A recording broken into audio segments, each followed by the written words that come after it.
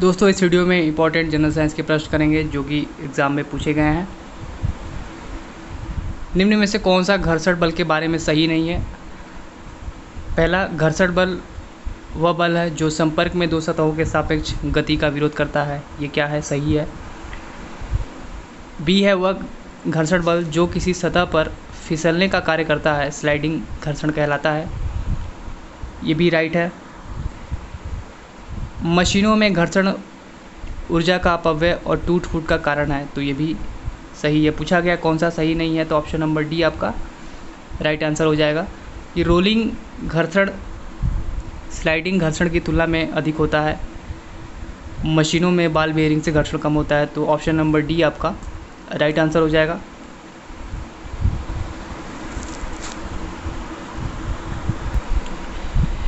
देखिए, स्लाइडिंग और रोलिंग घर्षण में मुख्य अंतर यह है कि स्लाइडिंग में एक सतह दूसरी सतह के विरुद्ध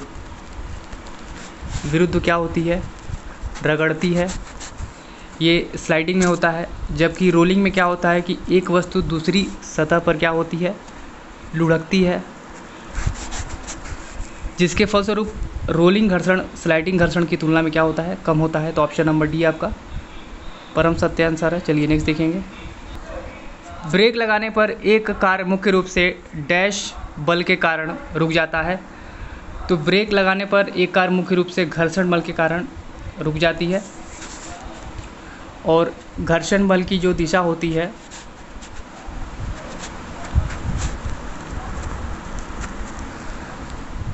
सदैव वस्तु की दिशा के विपरीत होती है। इस चीज़ को ध्यान रखेंगे। तो ऑप्शन नंबर सी आपका परम सत्य आंसर है। नेक्स्ट देखेंगे। घर्षण बल कार्य करता है, तो घर्षण बल बल की दिशा के विपरीत कार्य करता है, अभी आपने देखा है। तो ऑप्शन नंबर डी आपका राइट आंसर है। और ये प्रश्न आपके एग्ज़ाम में पूछे गए हैं। नेक्स्ट देखेंगे। कारों के ब्रेकिंग पैड में डैश के गुण का उपयोग किया जाता है।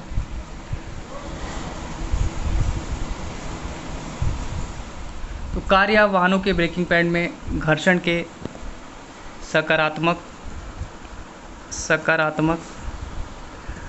प्रभाव के गुण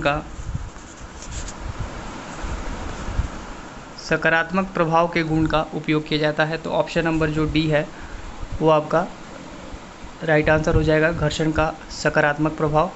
चलिए नेक्स्ट देखेंगे। घर्षण द्वारा किया गया कार्य डैश होता है। तो घर्षण द्वारा किया गया कार्य क्या होता है? ऋणात्मक होता है। इस चीज़ को ध्यान रखिएगा।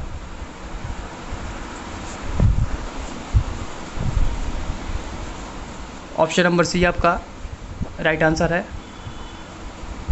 चलिए आगे देखेंगे। घर्षण द्वारा किए गए कार्य का क्षय नहीं होता, बल्कि वह डैश के ऊर्जा के रूप में परिवर्तित हो जाता है।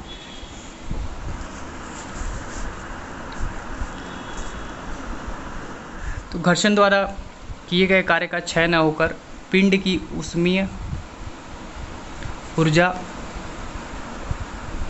या तापीय ऊर्जा में क्या होती है? तापीय ऊर्जा में परिवर्तित हो जाती है। तो घर्षण द्वारा किए गए कार्य का क्षय नहीं होता है, बल्कि वह तापीय ऊर्जा के रूप में क्या होती है? परिवर्तित हो जाती है, या फिर ऊष्मीय ऊर्जा में। तो ऑप्शन नंबर ए आपका राइट आंसर हो जाएगा। जब एक कार मोड़ लेती है तो वह कौन सा बल है जो हमें बाहर की ओर धक्का देता है? तो यांत्रिकी में अपकेंद्रीय बल जो है, अपकेंद्रीय बल एक जड़त्वीय बल है जो वृत्तीय गति करती हुई वस्तुओं पर गति के पथ के केंद्र से दूर त्रिज्या की दिशा में लगता हुआ प्रतीत होता है। वास्तव में क्या होता है कि यह कल्पित बल वास्तविक नहीं होता है, इसलिए जब कार मोड़ लेती है तो बाहर की ओर क्या होता है, धक्का लगता है। तो ऑप्शन नंबर ए आपका, ऑप्शन नंबर बी आपका राइट आंसर हो जाएगा, अब केंद्रीय बल। चलिए नेक्स्ट देखेंगे।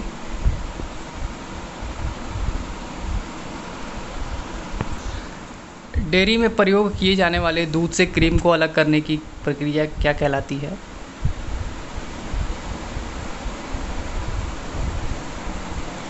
तो डेयरी में प्रयोग किए जाने वाले दूध से क्रीम को अलग करने की जो प्रक्रिया है वह अपकेंद्रीकरण कहलाती है। अपकेंद्रीकरण। ऑप्शन नंबर जो आपका सी है वो परम सत्य आंसर है।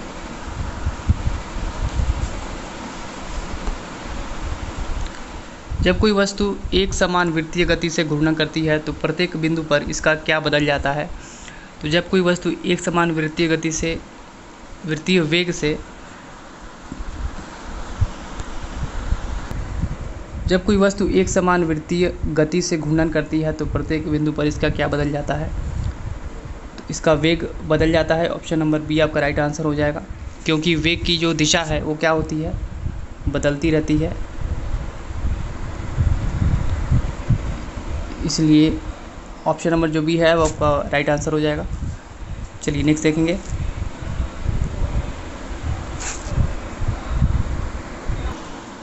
वह बिंदु जहाँ पर एक वस्तु का संपूर्ण भार जो है कार्य करता है उसे डैश कहा जाता है। तो किसी वस्तु का गुरुत्व या फिर गुरुत्वाकर्षण वह बिंदु है, चाहे वस्तु किसी भी स्थिति में रखी जाए, इस चीज़ को ध्यान रखेंगे, उस बिंदु पर वस्तु का जो समस्त भार होगा कार्य करेगा। तो ऑप्शन नंबर जो आपका सी है गुरुत्वाकर्षण का केंद्र राइट आंसर हो जाएगा। प्रश्न 2018 में ग्रुप डी में पूछा गया है। तो ये सारे क्वेश्चन आपके एग्ज़ाम में पूछे गए हैं जो कि बहुत इंपॉर्टेंट हैं। आगे देखेंगे। जीवाणुओं में श्वसन स्थल है। जीवाणु एक परपोषी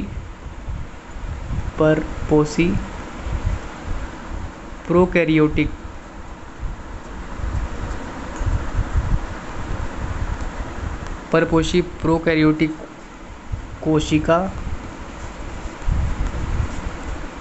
से बने सर्वव्यापी पर्णहरिम रहित होते हैं, इस चीज़ को ध्यान रखेंगे। एरन वर्ग ने 1828 ने इन्हें जीवाणु नाम दिया था, इस चीज़ को ध्यान रखिएगा। और इसकी जो कोशिका भित्ति होती है वो पॉलीसैकेराइड, लिपिड और प्रोटीन की बनी होती है। तो ऑप्शन नंबर जो आपसे क्या पूछा गया, जीवाणुओं में श्वसन स्थल है, तो राइट आंसर हो जाएगा मीसोसोम, ऑप्शन नंबर सी। चलिए नेक्स्ट देखेंगे। मनुष्यों में पाया जाने वाला श्वसन पिगमेंट है। हीमोग्लोबिन मानव शरीर की आरबीसी लाल रुधिर कणिकाओं में पाया जाने वाला लौह युक्त ऑक्सीजन का परिवहन करने वाला धातु प्रोटीन है। रक्त में उपस्थित हीमोग्लोबिन जो है फेफड़ों से शरीर के शेष भागों को ऑक्सीजन का परिवहन करता है, इस चीज़ को ध्यान रखिएगा। और आरबीसी का जो लाल रंग होता है, लाल रंग, वो हीमोग्लोबिन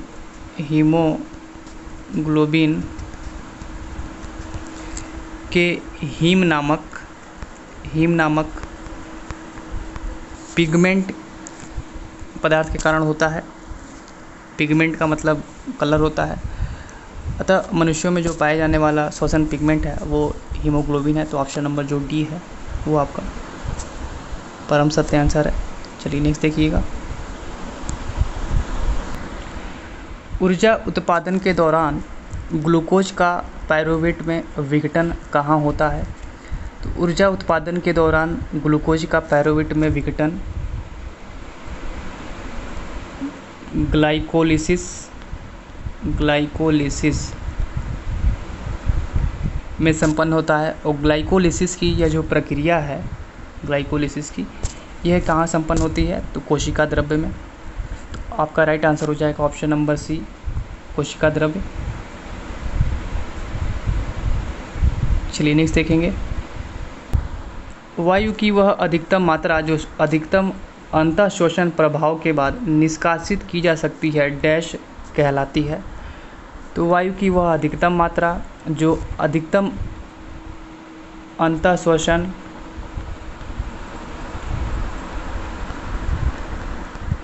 प्रभाव के बाद निष्कासित की जा सकती है, फेफड़े का आयतन कहलाती है। तो ऑप्शन नंबर जो डी है वो आपका राइट आंसर है। चलिए नेक्स्ट देखिएगा। हमारे फेफड़ों में डैश कोशिकाएं होती हैं। तो हमारे फेफड़ों में 300 मिलियन कोशिकाएं होती हैं। तो ऑप्शन नंबर जो डी है वो आपका राइट आंसर हो जाएगा। चलिए नेक्स्ट देखेंगे।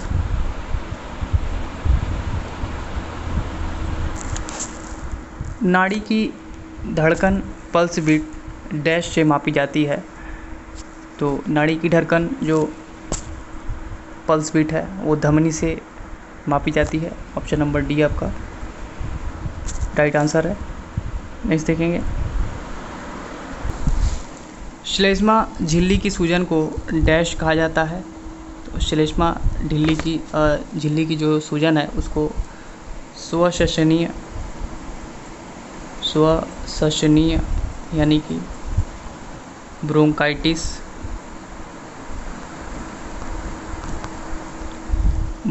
कहा जाता है।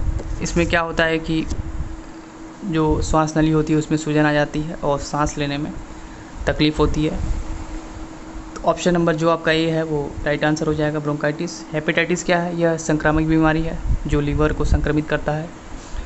और आयराइटिस यह आँख के सूजन से संबंधित है, इस चीज़ को ध्यान रखेंगे। और गैस्ट्राइटिस पेट की सूजन से संबंधित है।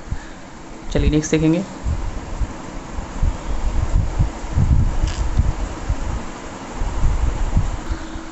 कौन सी जीवन प्रक्रिया रासायनिक ऊर्जा को उष्ण ऊर्जा में बदलती है? तो आपका राइट आंसर हो जाएगा श्वसन, ऑप्शन नंबर सी। श्वसन क्या होता है? दो प्रकार का होता है। पहला होता है आक्सी श्वसन और दूसरा होता है अनाक्सी। आक्सी में क्या होता है कि ऑक्सीजन की उपस्थिति में जो होने वाला श्वसन होता है उसको आक्सी श्वसन कहते हैं। और अनाक्सी में क्या होता है कि ऑक्सीजन की अनुपस्थिति में होने वाला जो श्वसन होता है वो अनाक्सी श्वसन कहलाता है। चलिए नेक्स्ट देखेंगे।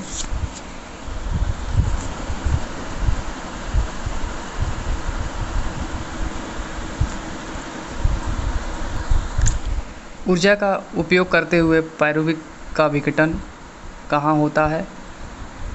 तो इसका जो विघटन है माइटोकॉन्ड्रिया में होता है, माइटोकॉन्ड्रिया। और ये जो प्रक्रिया है इसको क्रेब्स साइकिल यानी क्रेब्स चक्र बोलते हैं, क्रेब्स चक्र। और क्रेब्स चक्र को ट्राई कार्बोक्सिलिक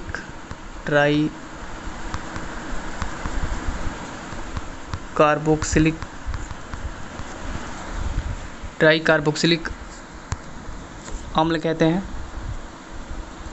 और इसकी जो खोज है 1937 ईस्वी में ब्रिटिश वैज्ञानिक हैंस क्रेब्स ने किया था। चलिए इस चीज़ को ध्यान रखेंगे। तो ऊर्जा का उपयोग करते हुए पायरुविक का जो विघटन है वो माइटोकॉन्ड्रिया में होता है, option number C right answer है आपका। नेक्स्ट देखेंगे।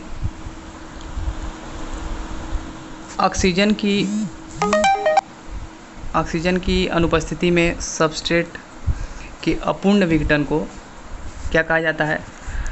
तो अभी आपने देखा है कि जहाँ पे ऑक्सीजन उपस्थित होगा वो क्या होगा? ऑक्सी श्वसन, ऑक्सी होगा। और जहाँ पे ऑक्सीजन अनुपस्थित होगा वो क्या होगा? अनाक्सी होगा। तो यहाँ पे क्या पूछा जा रहा है? ऑक्सीजन की अनुपस्थिति, तो ये क्या हो जाएगा? अनाक्षी शोषण, ऑप्शन नंबर बी आपका राइट आंसर है।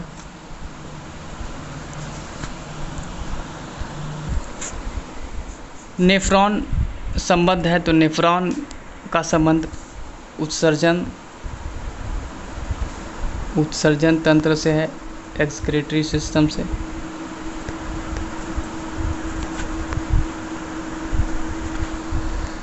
तो ऑप्शन नंबर डी आपका राइट आंसर हो जाएगा। और नेफ्रॉन को वृक्क की यानी कि किडनी की संरचनात्मक और कार्यात्मक इकाई के रूप में भी जाना जाता है, इस चीज़ को ध्यान रखेंगे।